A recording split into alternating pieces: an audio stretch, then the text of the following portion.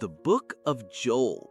Imagine a world brought to its knees by an environmental catastrophe, not by fire or flood, but by an invading army of insects, so vast it darkens the sun.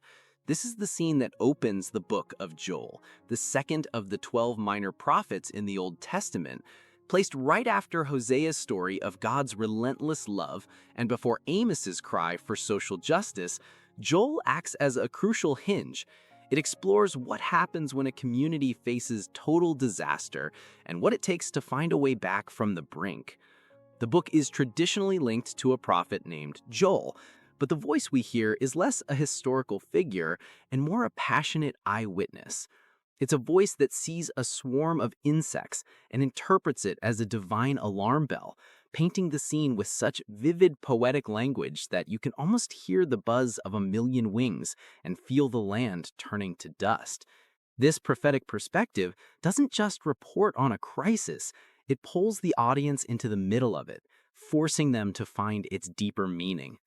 The backdrop is an agricultural society facing an unimaginable crisis, a locust plague. But this isn't just a bad harvest. The book describes it as a full-scale invasion by a relentless army that consumes everything.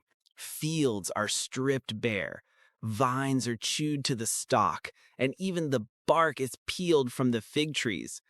The disaster is so complete that the daily temple rituals, the very heartbeat of the community's relationship with God, have to stop.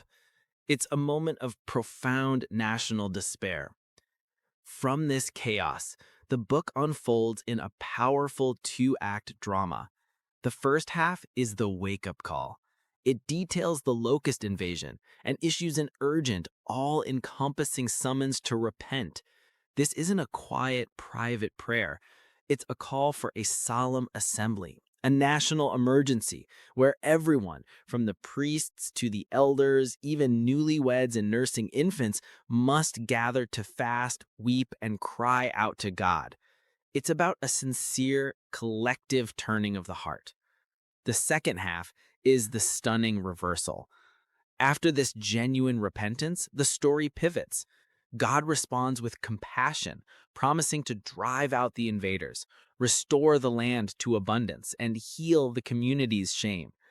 But the promise goes even further, escalating into a breathtaking vision of the future. This brings us to the book's central theme, the day of the Lord. It's a phrase that pulses with both danger and hope. For those who ignore the warning, it's a day of darkness and judgment. But for those who turn back, it becomes a day of deliverance and restoration. This is the narrative engine of the book, the idea that sincere repentance can unlock profound divine mercy. And the story's vision expands from a local crisis in Judah to a universal scope, culminating in a promise that God will pour out his Spirit not just on a select few, but on all people, young and old, men and women. And this is where Joel's small book casts a very long shadow across the entire biblical story. It powerfully illustrates the cycle of human brokenness and divine grace. Hundreds of years later in the New Testament, the Apostle Peter stands up during the festival of Pentecost and quotes Joel's prophecy about the outpouring of the Spirit to explain the incredible events happening before his eyes. The book of Joel, born from a devastating plague of insects, becomes a timeless story. It reminds us that even in moments of overwhelming disaster, the call to turn back is always present, holding out the radical possibility of not just recovery, but a complete and astonishing renewal. Thanks so much for watching. We hope this video helped you better understand the Bible and feel encouraged in your faith.